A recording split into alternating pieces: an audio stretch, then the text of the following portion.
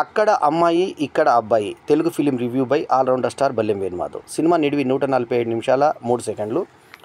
Cinema certificate వచ్చి UA.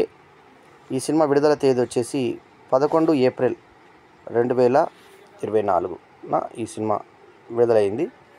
అంటే ఈ సినిమా మనకు శుక్రవారం రోజు ఈ సినిమా విడుదల కావడం జరిగింది. సో ఈ సినిమా అంతకుముందు అక్కడ అమ్మాయి ఇక్కడ అబ్బాయి అంటే పవన్ కళ్యాణ్ ఆరంగేట్రం సినిమా, నాగేశ్వరరావు గారి మనవరాలు, అఖిల నాగేశ్వరరావు మనవరాలు, చిరంజీవి గారి సోదరుడు ఇద్దరు కలిసి చేసినటువంటి సినిమాగా క్రేజ్గా అప్పుడు వచ్చిన సినిమా అక్కడ అమ్మాయి ఇక్కడ అబ్బాయి. అప్పుడు అపజయం పాలైంది ఆ సినిమా. సో ఇప్పుడు టీవీ నుంచి వచ్చినటువంటి ప్రదీప్ మాచిరాజు అతను రావడమే 30 రోజుల్లో ప్రేమించడం ఎలా అనే సినిమాలో నీలి నీలి ఆకాశం అనే పాట వల్ల ఆ సినిమా ఓపెనింగ్స్ తెచ్చుకొని సినిమా కూడా నిలబడింది.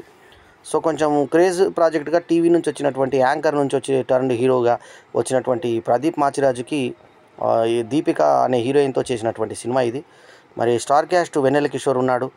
మరి సినిమాలో కాపాడడానికి గెటప్ సీను మంచి పాత్ర, అతను మెలికని పెట్టి ఇలా చూస్తూ ఉంటాడు. మురళీధర్ గౌడ్ మంచి తండ్రి పాత్ర చేశాడు.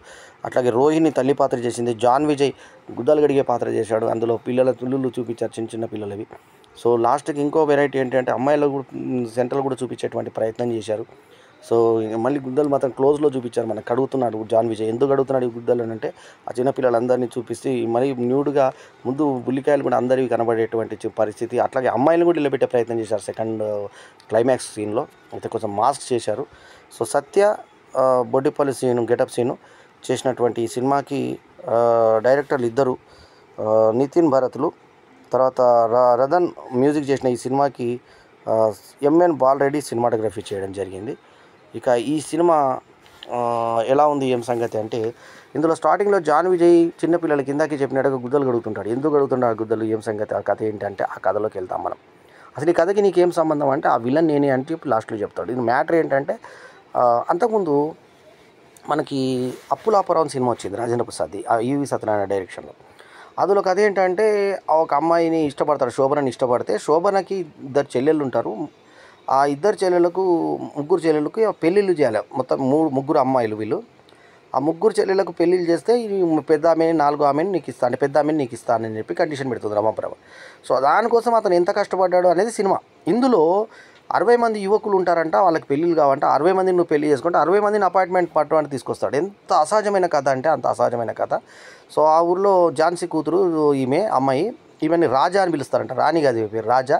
సో ఆ రాజాకి మునసాబ్ గురించి ఒక పెద్ద బిల్డప్ ఇచ్చారు. అది బిల్డప్ ఏముండదు అందులో.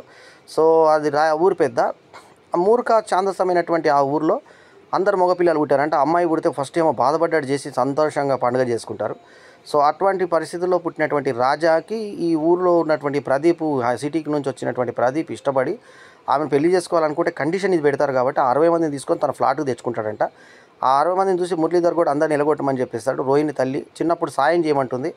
ఆ సాయం చేస్తే అతను దెబ్బలు తింటాడు. సో అప్పటి నుంచి సాయం చేయొద్దని నిర్ణయించుకుంటాడు. తండ్రి వర్షంలో నానుతుంటే ఇతను తెచ్చుకోకుండా ఇంటికి వస్తాడంట. అది కామెడీ, మనం నవ్వుకోవాలి అక్కడ. సో ఆ తర్వాత అట్లాంటి పరిస్థితి